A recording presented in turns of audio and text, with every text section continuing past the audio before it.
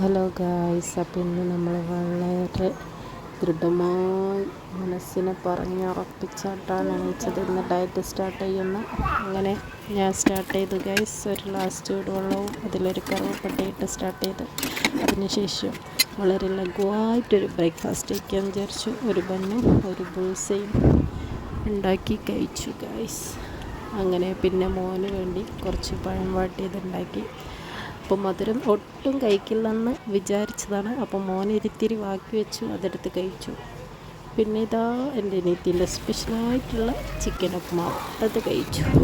പിന്നെ മധുരം കഴിക്കില്ല എന്ന് വിചാരിച്ചിട്ട് എൻ്റെ കൺട്രോൾ പോക്കാൻ എൻ്റെ മകനെൻ്റെ മുഖത്ത് നോക്കി ചോക്ലേറ്റ് കഴിച്ചു.